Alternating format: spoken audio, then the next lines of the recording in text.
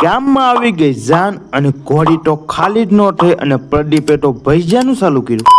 Good morning, જય માતાજી અને મિની બ્લોગ સ્ટાર્ટ કર્યો છે આપણે 10 વાગે. અત્યારે આપણે નાહી ધોઈને થઈ ગયા છીએ ફ્રેશ અને આ સાઈડ મમ્મી કપડાં ધોવે છે અને તમને બગીચો દેખાડું તો બગીચામાં તો એક ગાડી ભરાય એટલા મરસા છે. તો ચલો આવી ગયા છીએ ભીલ પરિવારના આંગણે અને આ રીતનું ડેકોરેશન કરેલું છે જોરદાર. ને અહીંયા આવવાની છે જાન તો માંડવાની પણ ફૂલ તૈયારી કરેલી છે. ને આ સાઈડ તમને દેખાડું તો અહીંયા મહેમાન બધા બેઠા છે ને જો અહીંયા બેઠો છે વરાજો અને આ ભાઈ ખેલે મારો ફોટો લેવો હું ફેમસ થઈ જઈશ. અને વરાજો થઈ ગયો છે કમ્પ્લેટ તલવાર લઈને અને આ સાઈડ 10 મિનિટ ટાઈટ વાટી લાગે ને અહીંયા જો બધા બેઠા છે હવેનું કરવા અને આ સાઈડ એટલે જયપાલ રહી ગયો.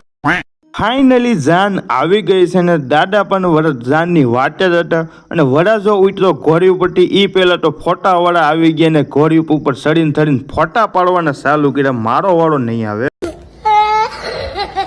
અને જાન વાળા તો લાવ્યા છે બોલેરામાં ડીજે અને આવી ગયો પછી જમવામાં તો અહીંયા લાગી ગયા છે ઠપ્પાના. આમ જો ગામને રાખ્યા છે સેલે અને આ જીગાને એટલે બહુ ભૂખ લાગે.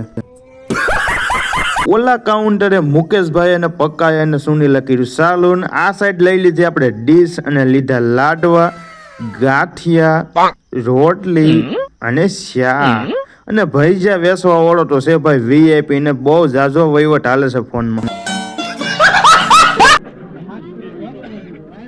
પછી તો આપણે પણ જમી લીધું ને ત્યાંથી ડાયરેક્ટ નીકળી ગયો કેમ કે આપણે જવાનું છે એક જગ્યાએ લગન. હમણાં નકડા કરવાના છે લગન. અહીંયા કરી આપણો મિની બ્લોગ પૂરો.